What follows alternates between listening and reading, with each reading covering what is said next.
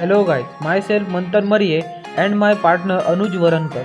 We will give information about computer networking. When we do chatting or send mails, does thought come to our mind that the message which have come from your device goes through how many devices? Obviously, it's your device and recipient device, but we don't know how many devices are actually used or don't know. During communication between two machines, dozens of computers are used. When we look by definition, when we join many computing computers, they form internet. We will know how these computers are actually joined and how network is formed.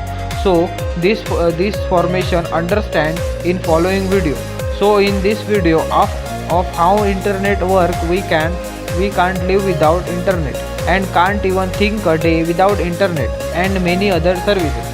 During pandemic, our dependency on internet has increased. We know how internet works, so we know internet is interconnection workshop around the world.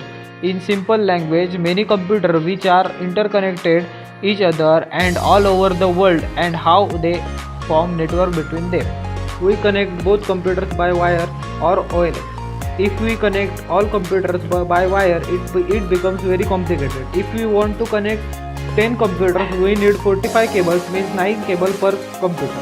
For removing their complexity, we use routers, and routers are like mini computers. Routers in like traffic signal.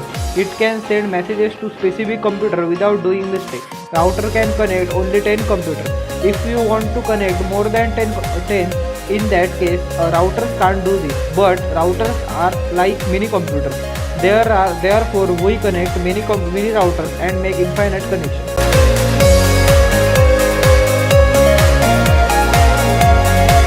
It is our personal router, then it is limited for only us. If we want share our network, then we need a strong cable infrastructure like electricity network and internet sharing. It is possible through cables only. We need computer and modem which convert digital signal into analog signal. But it is this possible? We can connect mobile with wire and get internet? No. For connecting with internet, we need ISP, which means internet service provider. By the we can imagine it's look like our internet providing company like BSNL, Jio, Airtel. They call our ISP. They have a specific router which connects with other routers to provide internet in whole world by different ISP's router. When we upload video on YouTube, it gets stored in jack of network data center. Basically our YouTube data center, but I am example. I think our data center Mumbai under server data center connected YouTube server call URL DNS phone book browser is web server connection or just a server say which response at I love home connected YouTube video search to follow set of rules by the TCP IP our protocol here follow her out.